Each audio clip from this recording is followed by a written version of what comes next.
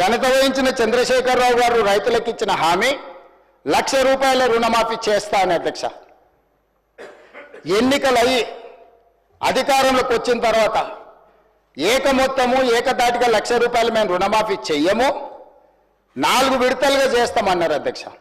ప్రతి సంవత్సరం మేము 25,000 4 విడతలే చేస్తామన్నారు. వీళ్ళు మొదటి 5 సంవత్సరాలు 2014 నుంచి 2018 వరకు ఎన్నికల వరకు వీళ్ళు చేసిన రుణమాఫీ ₹16,143 కోట్ల అధ్యక్ష. ఇందులో 4 విడతలుగా వీళ్ళు రుణమాఫీ చేసినందుకు 4 సంవత్సరాలు వాయిదాల మీద చేసినందుకు దాదాపుగా మిత్తి కింద ₹2,630 కోట్ల పోయింది అధ్యక్ష. నికరంగా మిగిలింది వీళ్ళు చేసింది మొదటి 5 సంవత్సరాలలో ₹13,514 కోట్ల అధ్యక్ష. మొదటి విడత 5 సంవత్సరాలు కలిపి వారు చేసిన రుణమాఫీ. రెండవ విడత మళ్ళీ చెప్పింది అధ్యక్ష, మొదటిసారి చేయలేకపోయినాం, రెండవసారి గ్యారెంటీగా చేస్తాం, ఈసారి మమ్మల్ని నమ్మండి అన్నారు. సరే, ప్రజలు తెలంగాణ వాళ్ళు మంచోళ్ళు, మొదటిసారి పాపం కొత్తగా వచ్చిన రాష్ట్రం ఇప్పుడిప్పుడే సంసారం మొదలు పెట్టారు, రెండోసారి అయినా ఇచ్చిన మాట నిలబెట్టుకుంటారు కదా, మొదటిసారి చేసిన తప్పు చేయరని ప్రజలు రెండోసారి కూడా వాళ్ళని కనుకరించారు, వాళ్ళకి అధికారం ఇచ్చింది అధ్యక్ష. రెండోసారి ఏం చేసింది అధ్యక్ష, మొదటిసారి అయినా 4 సంవత్సరాలు ప్రతి సంవత్సరం కొంత 4 సంవత్సరాలు ఇచ్చింది అధ్యక్ష.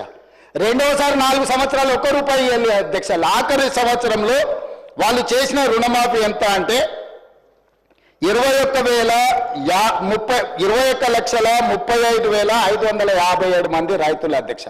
రైతుల నెంబర్ మళ్ళొకసారి వినండి అధ్యక్ష, 21,35,557 మంది రైతు కుటుంబాలకు ₹11,909 కోట్ల రుణమాఫీ చేసిండ్రు అధ్యక్ష. ఎప్పుడు? 4వ సంవత్సరంలో.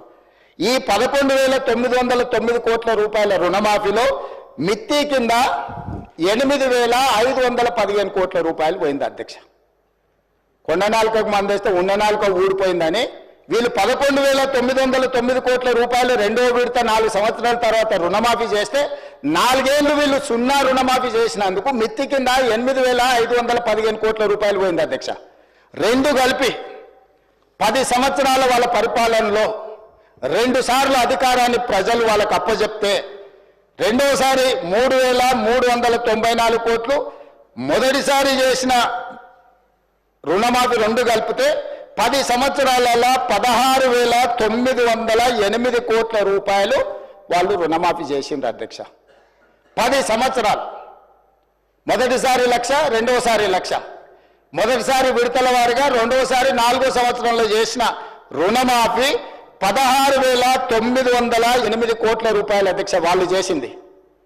ఇక నన్ను అడుగుతున్నారు, నువ్వు ఎన్నికలలో హామీ ఇచ్చినావు కదా, నువ్వు చేసినావా చేయలేదని. నేను అది కూడా చెప్తా అధ్యక్ష.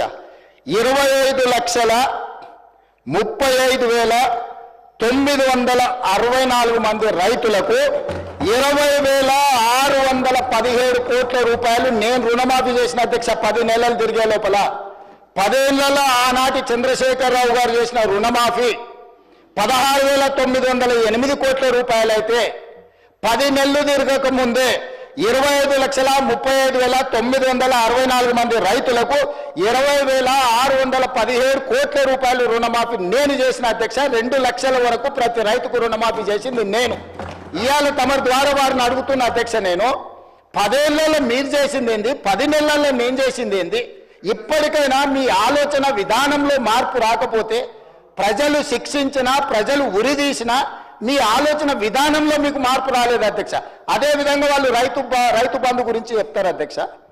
రైతు బంధు వాళ్ళు ఎన్నికల ముందల ఎగనామ పెట్టి ఎలక్షన్ కోడ్ను అడ్డం పెట్టి పారిపోయినారు అధ్యక్ష.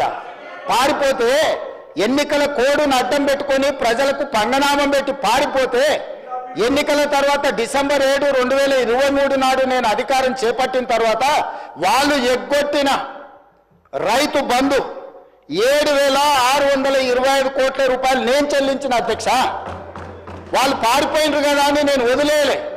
రైతుల పట్ల నాకున్న చిత్తశుద్ధి, వాళ్ళు ఇస్తామని ఎగనామం పెట్టిన రైతు బంధు పథకాన్ని కూడా నేను ముఖ్యమంత్రిగా బాధ్యత చేపట్టిన తర్వాత మా మిత్రుడు బట్టి విక్రమార్క గారు ఆర్థిక మంత్రిగా, అయ్యో రైతులు మనోళ్ళు, దిగిపోయినోడు ఎట్లాగో దిగిపోయిండు, దిగిపోయినోడి మీద మన నెపం నెట్టేసి రైతులకు అన్యాయం చేయొద్దు, ఈ రైతులను ఆదుకోవాలని 7,625 కోట్ల రూపాయలు మొదటి విడత రైతు బంధు పథకాన్ని నేను చెల్లించిన వాళ్ళు పంగనామాలు పెట్టిన రైతు బంధు అధ్యక్ష. రెండవసారి 4,666 కోట్ల 59 లక్షలు. ఇప్పుడు నేను రుణమాఫీ వీళ్ళు సంవత్సరానికి 10,000 అంటే దాన్ని పెంచి సంవత్సరానికి 12,000గా మార్చి వాళ్ళకి ఈరోజు 4,666 కోట్ల 59 లక్షల రూపాయలు ఈరోజు రైతులకు రైతు భరోసా పథకం కింద నేను చెల్లించిన అధ్యక్ష. టోటల్గా ఇప్పటి వరకు రైతు భరోసా పథకం కింద 12,291 కోట్ల 73 లక్షలు ఈరోజు నేను రైతులకు రైతు భరోసా పథకం కింద నేను ప్రభుత్వాన్ని ఏర్పాటు చేసిన తర్వాత నేను చెల్లించిన అధ్యక్ష. అదే రకంగా ఆనాడు వరేస్తే ఊరేసుకున్నట్టని వాళ్ళు మాత్రం వరి పండించుకొని ఫామ్ హౌస్లో 150 ఎకరాల కావేరీ సీడ్కు 4,500 రూపాయల క్వింటాల్ అమ్ముకున్నారు అధ్యక్ష. రికార్డు ఉంది 4,500 అధ్యక్ష. వాళ్ళు పండించిన వడ్ల ఫామ్ హౌస్లో బంగారం పండుతుంది అధ్యక్ష. 4,500 రూపాయలకు క్వింటాలేమో దొరగారి ఒట్లు కొనుక్కుంటారు. పేద రైతు అందించిన రైతులకు మీరు ఒరేసుకుంటే ఊరేసుకున్నట్టే అని చెప్పి వాళ్ళు రైతులను ఉరిదీస్తాం ఒరేసుకుంటా అని చెప్తే నేను వచ్చిన తర్వాత మా ఉత్తమ్ కుమార్ రెడ్డి గారు నేను కలిసి ఆలోచన చేసి మీరు వరి పండించండి చివరి గింజ వరకు కొనుక్కుంటాము, మీరు సన్న ఒట్లు పండిస్తే 500 రూపాయల బోనస్ కూడా ఇస్తాము, కనీసం మద్దతు ధరతో పాటు 500 రూపాయల బోనస్ ఇస్తామని సన్న ఒట్లు పండించిన రైతులకు 1,162 కోట్ల రూపాయలు బోనస్ కింద 500 రూపాయలు ఇచ్చిన చరిత్ర నాది అధ్యక్ష. సంవత్సరం తిరిగే లోపల రైతులకు మేము అందించింది ఇది ఉచిత కరెంటు. ఏం సంబంధం అధ్యక్ష వాళ్ళకు ఉచిత కరెంటు? ఉచిత కరెంటును కనిపెట్టిందే కాంగ్రెస్ పార్టీ. ఈ దేశంలో కరెంటును కనిపెట్టిందే కాంగ్రెస్ పార్టీ. ఈ రాష్ట్రంలో కరెంట్ ఇచ్చిందే కాంగ్రెస్ పార్టీ. ఈ రాష్ట్రంలో రైతాంగానికి ఉచిత కరెంట్ ఇవ్వాలని అన్నదే కాంగ్రెస్ పార్టీ, కనిపెట్టిందే కాంగ్రెస్ పార్టీ. ఉచిత కరెంట్ అనే పేటెంట్ కాంగ్రెస్ పార్టీది. కరెక్ట్.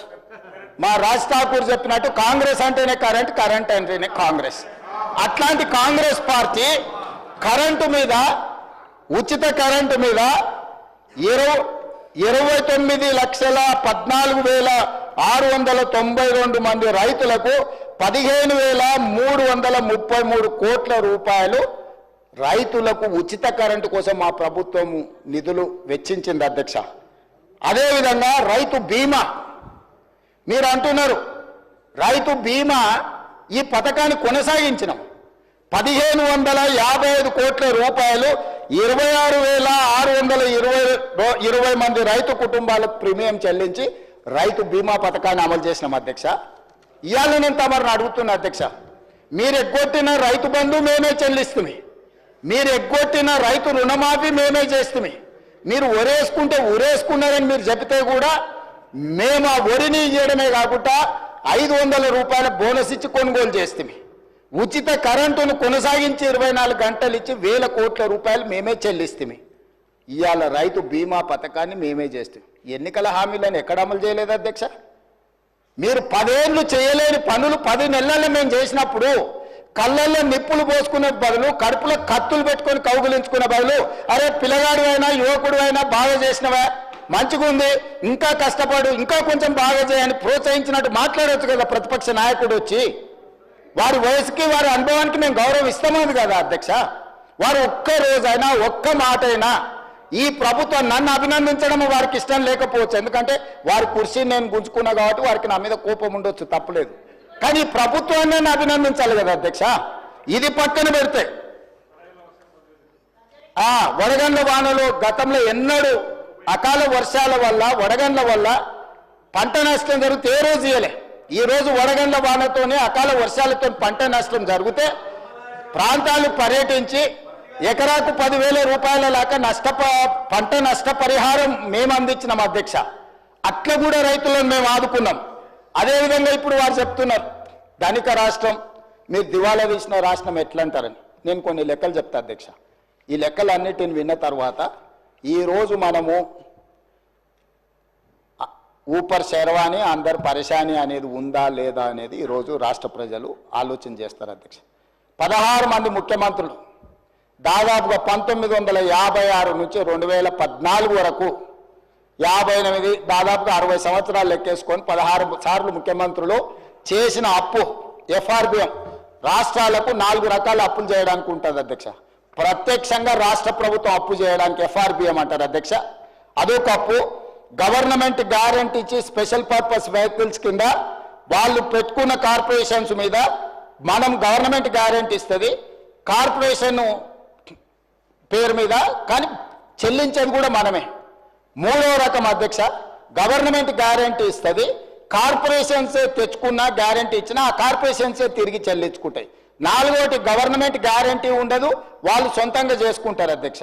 ఈ 4 రకాల రాష్ట్ర ప్రభుత్వానికి అప్పులు చేసే వెసులుబాటు ఉంటే ఎఫ్ఆర్బిఎం పరిధిలో జూన్ 2, 2014 తెలంగాణ రాష్ట్రం ఏర్పడ్డ రోజు వారికి అప్పచెప్పినప్పుడు తెలంగాణ రాష్ట్రం యొక్క అప్పు 72,658 కోట్ల అధ్యక్ష. ఎఫ్ఆర్బిఎం అప్పు నికరంగా రాష్ట్ర ప్రభుత్వం చేసిన అప్పు. అదేవిధంగా government guaranteed loans raised by SPV but are serviced by government, అంటే ఎస్పీవి మీద లోన్ ఉన్నా గవర్నమెంటే కడుతుంది, 11,609 కోట్ల అధ్యక్ష. అదేవిధంగా government guarantee loans which are raised by SPV and served by them, అంటే గవర్నమెంట్ గ్యారంటీ ఇస్తుంది కార్పొరేషన్లకు, తిరిగి కార్పొరేషనే కట్టుకుంటుంది. ఆ పేరు మీద 5,893 కోట్లు. అదేవిధంగా గవర్నమెంట్ గ్యారంటీ లేకుండా వాళ్ళే తెచ్చుకునేటి ఆ రోజు 0, 1 రూపాయి కూడా అప్పు లేదు. ఈ మొత్తం కలిపితే 3 రకాల అప్పులు కలిపినప్పుడు జూన్ 2, 2014 సభ్యులందరూ కూడా వినాలి, 90,161 కోటి అధ్యక్ష. 90,161 కోటి రూపాయల అప్పుతోని ధనిక రాష్ట్రంగా వారికి మేము అప్పచెప్పడం జరిగింది. తెలంగాణ రాష్ట్రం ఇవ్వడమే కాకుండా హైదరాబాద్ రాష్ట్రంతో కూడుకున్న తెలంగాణను మిగులు బడ్జెట్తో కేవలం 90,161 కోట్ల రూపాయల అప్పుతోని వాళ్ళకి రాష్ట్రాన్ని అప్పచెప్పినాం అధ్యక్ష. 10 సంవత్సరాలలో వాళ్ళు చేసింది కూడా చెప్తా అధ్యక్ష. 1/12/2023 7 తారీఖు నాడు నేను బాధ్యత తీసుకున్నా, కానీ లెక్కలు ఆ మంత్ వరకు తీసుకున్నా.